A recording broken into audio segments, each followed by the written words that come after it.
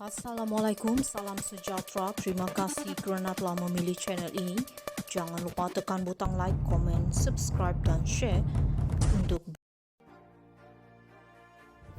Keterangan Zeti berkaitan 1 MDB jelas pengabaian tugas oleh Apandi, Tun M.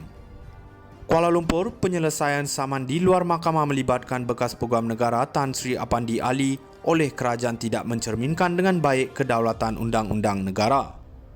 Bekas Perdana Menteri Tun Dr. Mahathir Mohamad sekali lagi menegaskan pemecatan Apandi tidak dibuat secara salah berdasarkan dakwaan pengabaian tugas yang dilakukan oleh bekas Peguam Negara itu.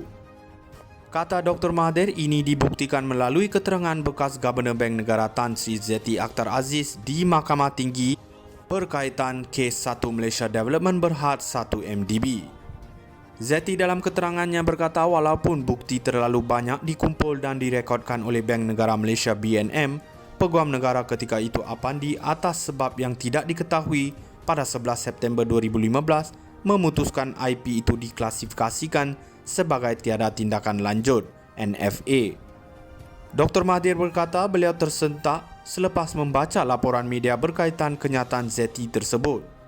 Zeti menyatakan bahawa beliau telah melaporkan kepada Peguam Negara pada masa itu iaitu Apandi perbuatan salah kaki tangan 1 MDB. Tetapi Peguam Negara tidak mengambil sebarang tindakan. Ia seolah-olah kelalaian tugas, katanya. Zeti semasa memberikan keterangan di Mahkamah Tinggi memberitahu bahawa BNM menyerahkan kertas siasatan IP kepada Jabatan Peguam Negara AGC dengan syor untuk memulakan pendakwaan jenayah dan mendakwa 1 MDB termasuk pegawai kanannya.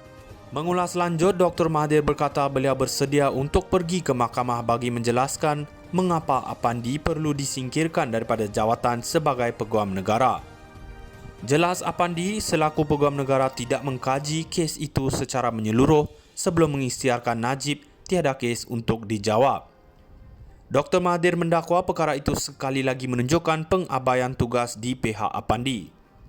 Bagaimanapun Dr. Mahathir berkata apabila Apandi menyaman kerajaan dan beliau, kerajaan telah bersetuju untuk menyelesaikan kes di luar mahkamah dan memberikan Apandi sejumlah wang yang tidak diketahui untuk menggugurkan tindakan samannya itu. Dengan kata lain, Dr. Mahathir mendakwa kerajaan seolah-olah bersetuju bahawa Apandi dipecat secara salah. Saya tidak terlibat dalam penyelesaian itu. Saya tidak bersetuju bahawa saya telah memecat Apandi secara salah. Tetapi kini laporan bahawa beliau gagal mengambil tindakan terhadap laporan oleh Bank Negara membuktikan beliau tidak menjalankan tugasnya sebagai Peguam Negara. Justru ini mewajarkan lagi pemecatannya sebagai Peguam Negara.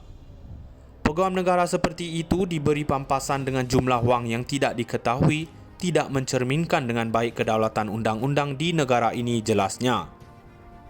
Pada 13 Oktober 2020, Apandi memfailkan saman dengan menamakan Dr. Mahathir dan kerajaan masing-masing sebagai defendant pertama dan kedua.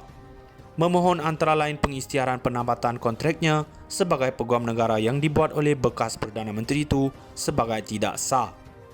Bagaimanapun pada 15 Februari lalu kerajaan bersetuju bagi penyelesaian luar mahkamah kes saman tersebut, malah ia dikelaskan sebagai rahsia di bawah Akta Rahsia Rasmi 1972, Akta 88.